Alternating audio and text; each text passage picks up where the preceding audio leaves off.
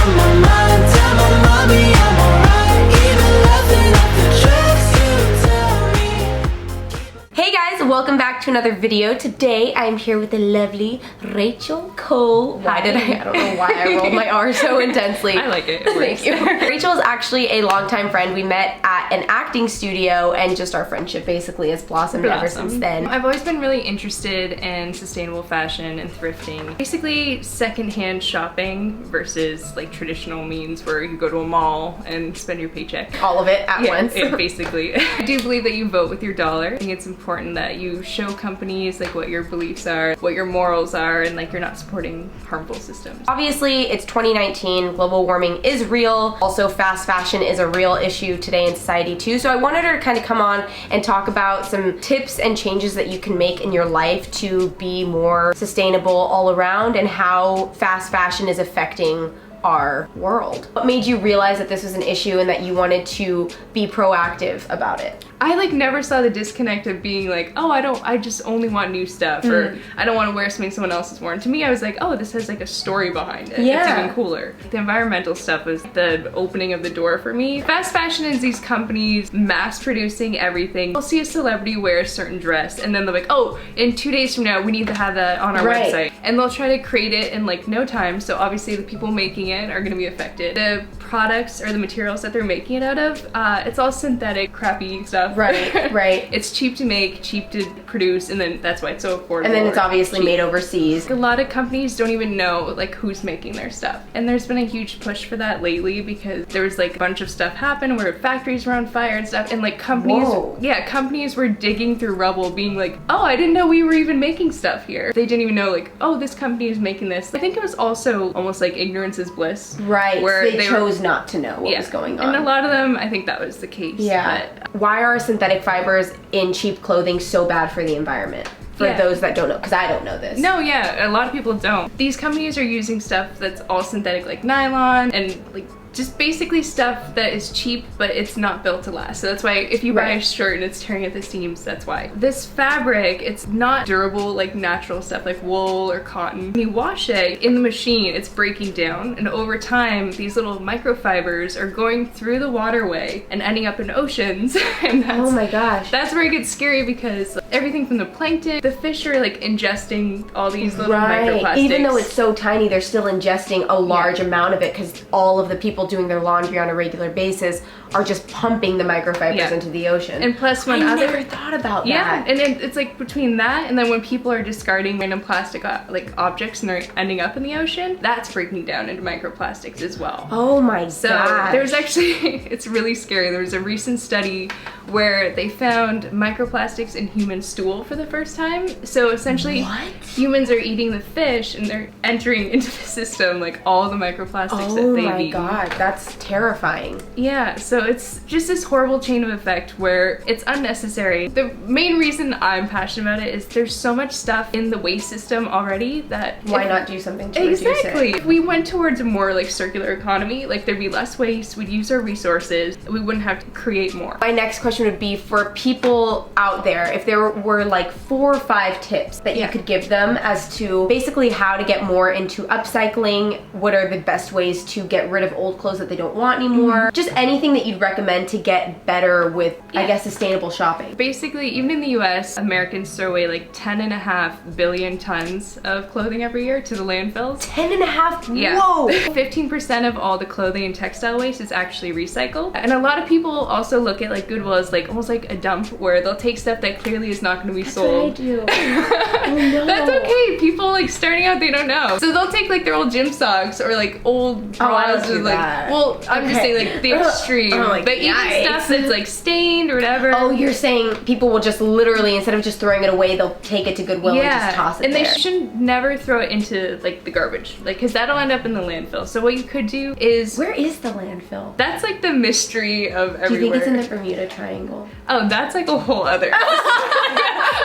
15% is recycled, and people don't know that like if you give something to Goodwill or like drop it off, it's not gonna get sold. So that stuff gets sent to landfill. So the best way to do it is, one, if it's in good condition, resell your clothing. You can go to CROSSROADS or Buffalo Exchange, a lot of thrift stores, get credit, buy new stuff. Well, new stuff as in secondhand stuff available. And then second, a lot of places, like even H&M, one of their initiatives to be a little bit more environmentally friendly is they've established a program where they have drop-off boxes. You call ahead to H&M, be like, hey, I have a bunch of like old clothes, I want to like bring them in to be recycled. And you can drop them off there and they'll take it to the right like facility. Another great way for upcycling is if you have like old t-shirts or old bed sheets, whatever, cut them up, use them as rags. Yeah, for sure. Anything. And I've actually have one sheet that I'm about to like cut up and make tissues out of. Little handkerchiefs? Yeah. So this cute thing where instead of like a Kleenex box, you have like a really pretty mason jar. And, like, reusable. yeah, Pinterest. really that sounds very Pinterest. That's so cute. I love that. And there's a lot of companies too that will take textile waste and they'll shred it up and either make like car stuffing. They can like make it into new fibers. Oh, that's true. Cars. Yeah. There's so many different things that it could be used for that it would never. It's actually like, even a pillow. Exactly. I actually.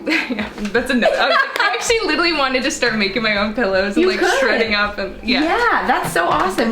Rachel's the coolest. So if you can't find a great like CROSSROADS or Buffalo Exchange, contemporary like new kind of styles that you're interested in, a lot of great online options are available too. So obviously check out your local Goodwills, your thrift stores, your charity shops, everything. But if you do want another alternative, and a lot of people love to shop at home, there's websites like ThredUp, The RealReal, Poshmark, Depop. Basically it's all consignment. You can pick designers, anything you want is gonna be on these. And even a lot of people forget about like Craigslist, eBay. It's great. So anything you want before you, that's what I tell like my friends, before you go buy something, check online, check your local thrift store, like you're gonna find it. And so for somebody who's not the most savvy when it comes to shopping secondhand online, what would be some things that you'd recommend to really find things that you like? Like, do you have to go in there knowing, okay, I'm looking for a blazer or I'm looking for some gym apparel? Yeah, when you're shopping online, it can be intimidating because obviously you don't know the feel of the fabric or like the cut or the sizing or anything like that. Or what you're looking for. Or yeah, even what you're looking, okay, we'll come back to that. Yeah. If you're concerned about like, oh, what am I looking for, whatever, I think that's another, almost like a mental state. Okay. So when you're shopping secondhand, a lot of the times it can be almost as addictive as like normal shopping. I just want to go into shopping, retail therapy, whatever. So another way to like kind of hone that and make almost like a capsule or like a wardrobe where you're in love with every piece. Because when I first started thrifting, I would be like, ooh, this striped shirt is so cute, and I'd wear it a few times like, this looks terrible on me, but whatever, I'll just wear it anyway. You want to go into it with like a list of stuff that if you go through your wardrobe and you're like, hey, you know what, I don't really have a lot of black tank tops, I could use that. Or, you know, I'm looking for a new pair of like leggings. Yeah, basically go into it knowing what you want, because a lot of the times people go even to like a Goodwill, they get overwhelmed because they're like, there's too much, so much, nothing is organized, whatever. And I'm like, it is organized, you just have to kind of get used to it. Right. But it's not the same as a store where it's make small, medium, large in every shirt. So if you know what you're looking for, like, hey, I need a beige sweater for work, I'm just gonna go and find that. Right. It's so much easier and it limits the splurging. Being that you're so into this, do you ever have moments where you do actually shop at, you know, maybe not a fast fashion store, but like Nordstrom, Especially Zara? when I was first starting out, there's so many times where like, it was almost like that, there's actually research into the mentality where it's like, oh, I've been so good, it's okay if I do this. Oh yeah. And when I did that, I would pick, I actually think we were hanging out one day and I came over and I had a Madewell jacket. I remember! And I remember being like, I've been thrifting everything, I just really wanted this jacket. It's Madewell. Madewell actually is really good. They take used jeans and they make it into like home installation. Oh so wow. Somehow. Yeah, so they're really good. They're kind of like my guilty pleasure here and there. I'm basically at this point like 99%, aside from underwear. Oh, fair enough. Yeah, fair underwear enough. Or I have a friend who just started an eco-friendly bathing suit company. Basically, if it's a sustainable company, I like to keep it minimal because there's so much in the circle already. You don't need to keep forcing people to make more. For the viewers, what are some good quality brands that we can still shop with and not feel too guilty about it, that are actually doing things to help the environment? Like you mentioned Madewell. Do you know any other companies? I know Girlfriend Collective. Yeah, I'm obsessed with them too. Girlfriend Collective. Yeah, I think actually before I was even formally introduced to them, I remember you wearing them because you would love these. Girlfriend Collective is actually incredible, you guys. They are doing everything the right way. Yes. They use like recycled plastic water bottles to make their leggings and they fit like, amazing. How do they even do that? It's incredible. And it's like, even they actually brought out a new line where it's using recycled, or repurposing I should say, fishing nets. There's these things called ghost nets and they float from like fishing ships and all this stuff, and they float through the ocean, not being used, and they just just capture wildlife and like they're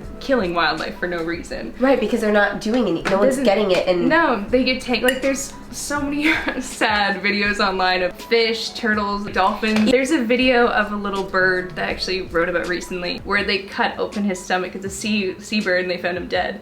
And it's literally, I think there was 267 pieces of plastic inside of his stomach. They don't know the difference. If they see a little plastic weird shaped thing, they're like, oh, they're not used to man-made products. So to them, that, oh, I don't know what that is, but it's probably food. It's floating or whatever in the current. So yeah, that's like a whole separate issue. But with the nets, that Girlfriend Collective, it's so great because they're repurposing those. It's obviously moving in the right direction toward limiting that, but it's such a hard cause to go after. If you guys are wanting to get into buying gym clothes and maybe you don't want to necessarily buy any used clothes or you just want to treat yourself to something nice, Girlfriend Collective is 100% the way to go. I believe their prices are a little on the higher side, but it's for the purpose of the product that you are receiving and the love that comes into it. When they ship it to you, you get a recycled little zipper bag. And I love those. Oh, yeah, they're so good. They're so good. I have 2 of them, and I used to use one as my makeup bag. I was gonna say, I use one for my makeup, or if I'm going to work, I'll throw like some tea bags and like my little metal forks and stuff. I also, like, when I travel and I'm packing bikinis, I put my bikinis in there too. No, it's so great. Girlfriend Collective, I could not rave about them more. Yeah, even their shipping packaging is like essentially almost zero waste. Yeah. Because it's like just recycled paper. It's,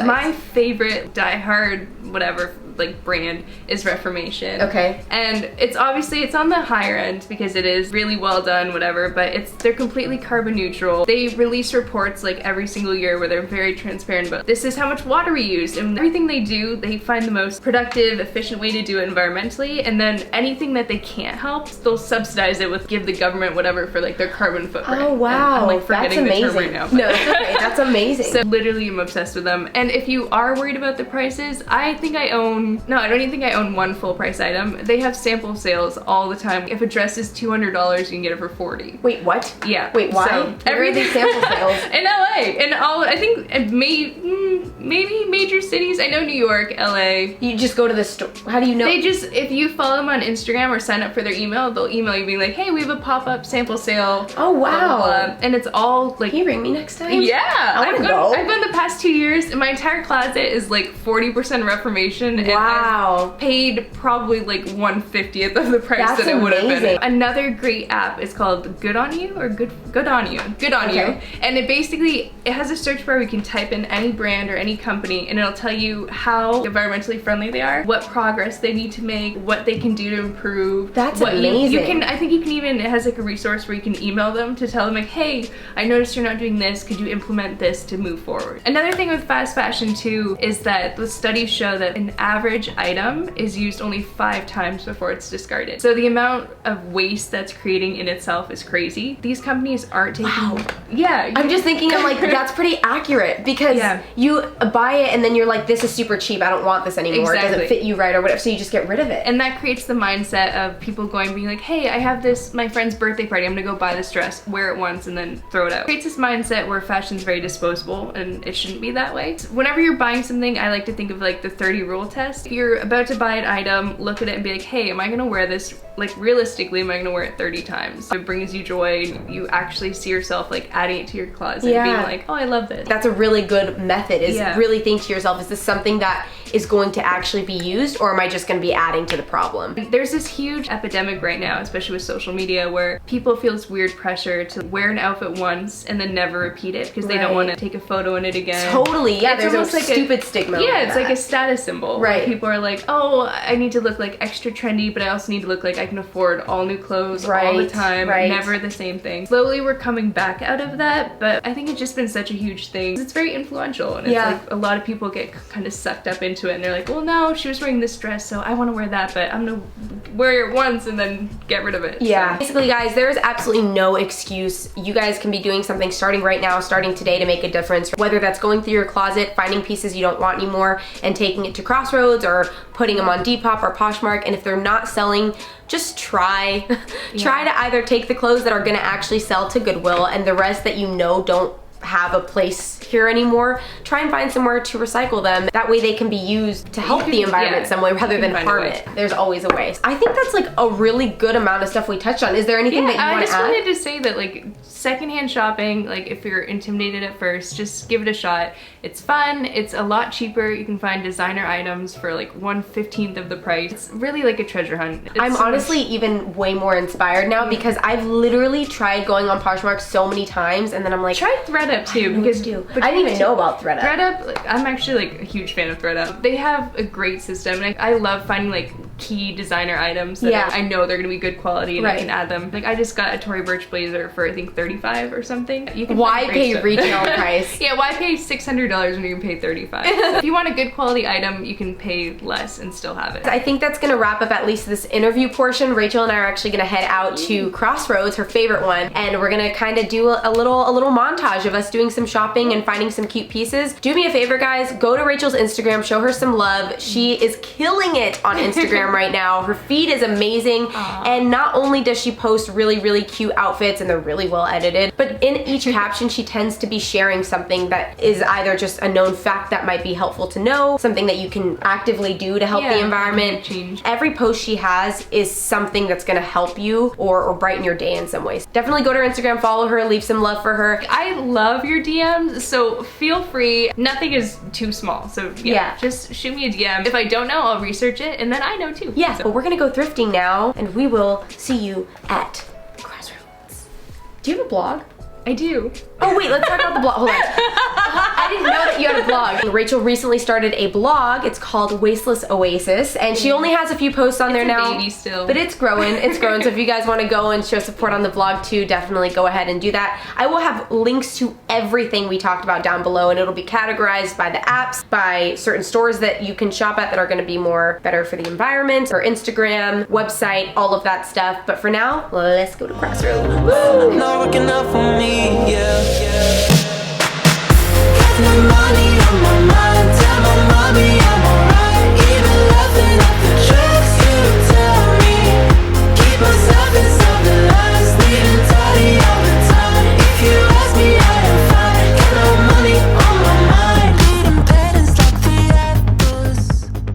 Rachel pulled this out and she's like, see, this is an example. Guess, with tags on it. It's a cute blazer. And I was brand new. Literally, I was like, I'm trying this on, and then I was like, okay, I'm buying this. Yeah, it looks so cute on her. It's so cute. So I already was like, okay, I have a black turtleneck that I could pair this with some jeans and my little Docs, literally what I'm wearing right now. Yeah. And it would look so cute. And this is like an item you can mix with so many different outfits, so literally. it's perfect. I'm so excited. Well, thank you, Rachel. Of course. I'm so happy you came on. Guys, if you want to see more content with Rachel, make sure to like the video. Comment below some requests that you want to see in the future. Make sure to like the video if you enjoyed it. Subscribe if you're not already subscribed. And I'll catch you guys in tomorrow's video. Bye. Got the money on my